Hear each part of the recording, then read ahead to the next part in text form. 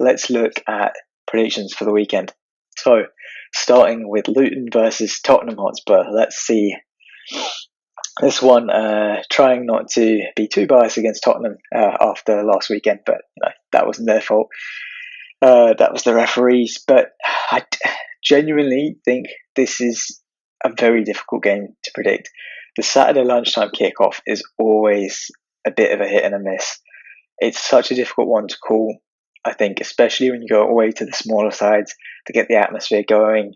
Your players in your big side maybe aren't quite going because they've, for whatever reason, haven't slept well, whatever, I don't know what it is, but big sides going away at the 12:30 do seem to struggle.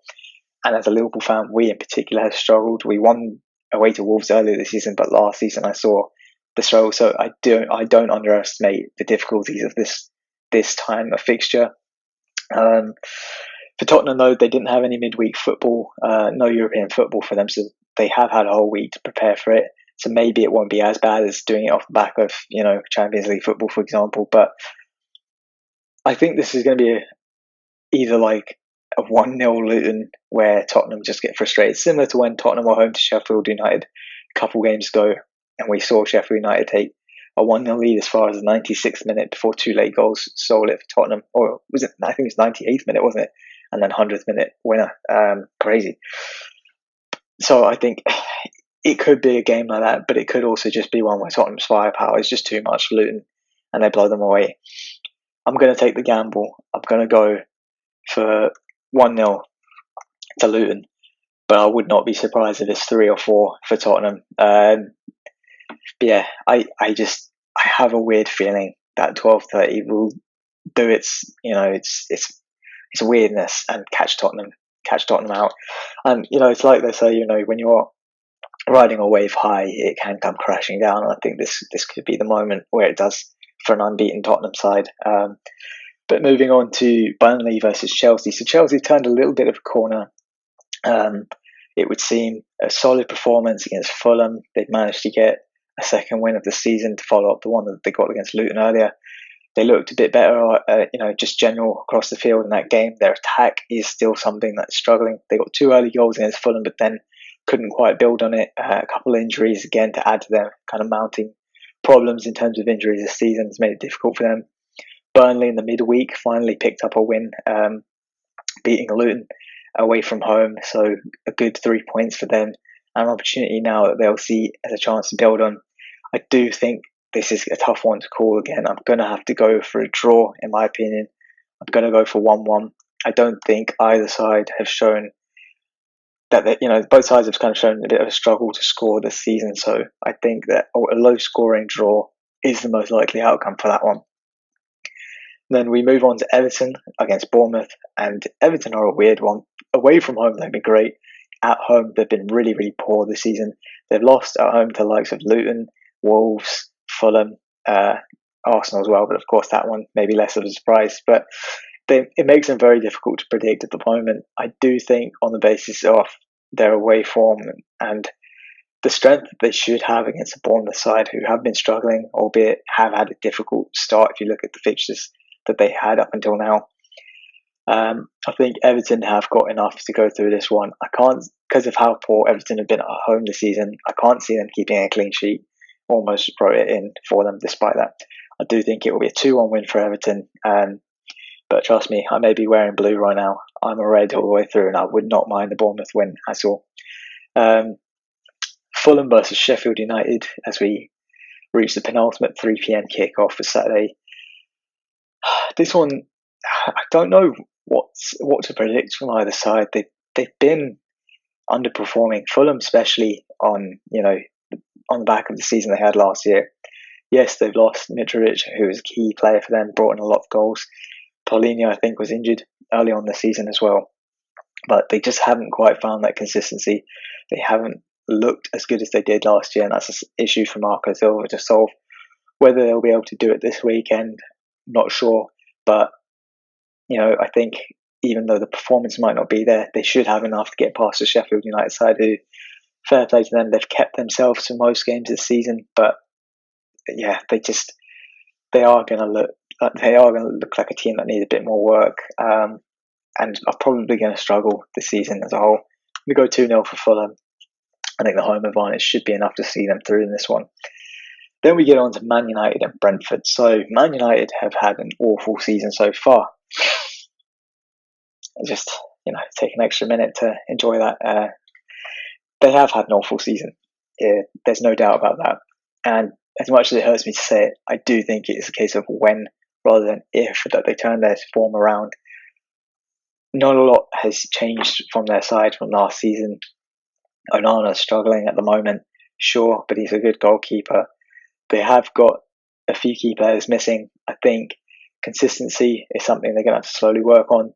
They've clearly maybe tried something different with performances this season, especially speaking to their fans. It looks like they're trying to get maybe a bit more towards a style that Ten Hag wants, but it certainly looks like they might have to revert to kind of just grinding out results, similar to as they did against Burnley, done against Forest earlier. They managed to get a comeback win there, but for the most part, they've been very, very underwhelming. And I suppose you could say similar for Brentford. They haven't been as great as they were last season.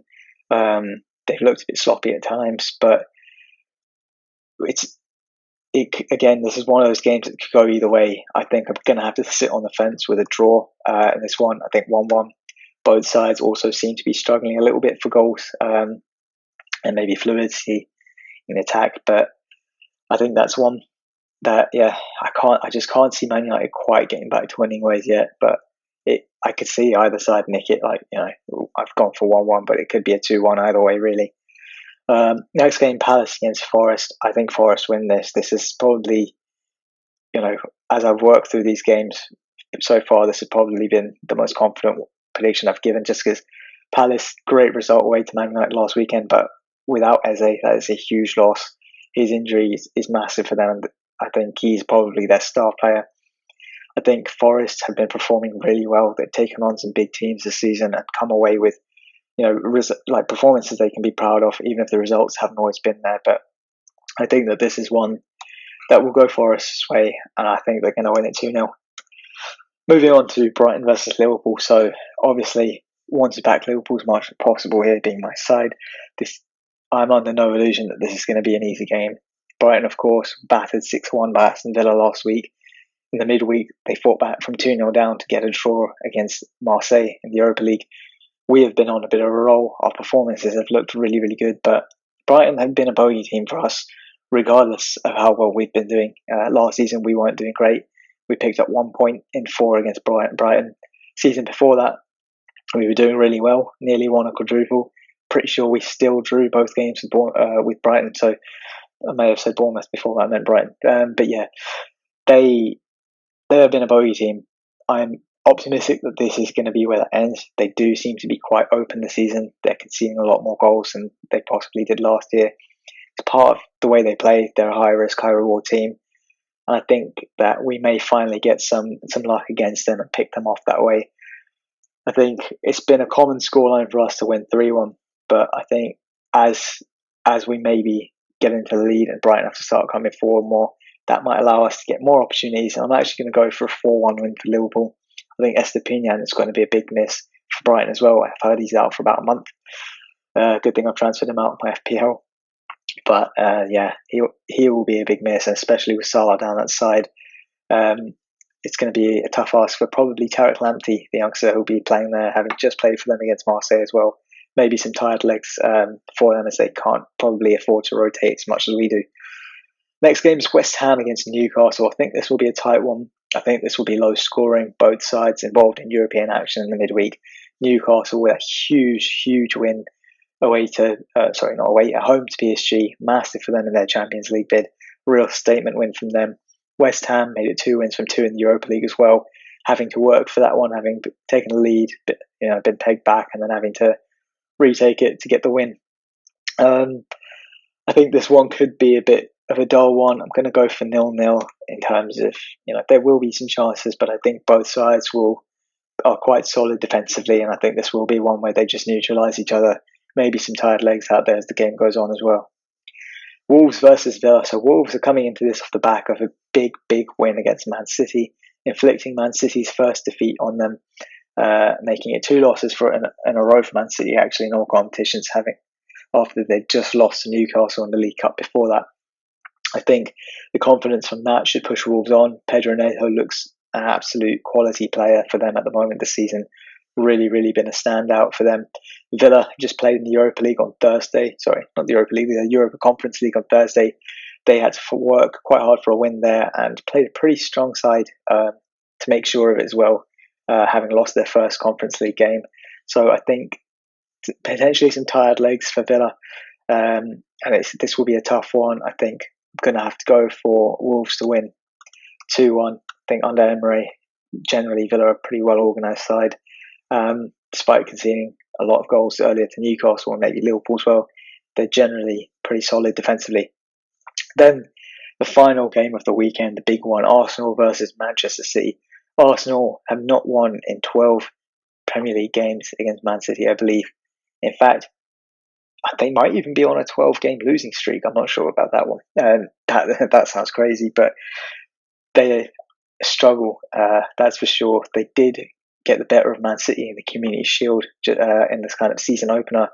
Will that have taken off that maybe mental block going into this game against Man City, who are missing Rodri, Kevin De Bruyne? John Stones has only just returned to the bench, so I don't think we'll see much of him either.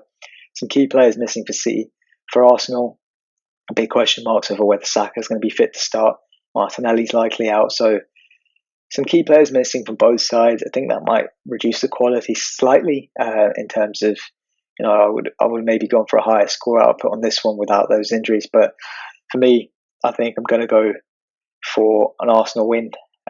Surprisingly, I think something tells me they're just going to nick this one. I'm going to go 2-1.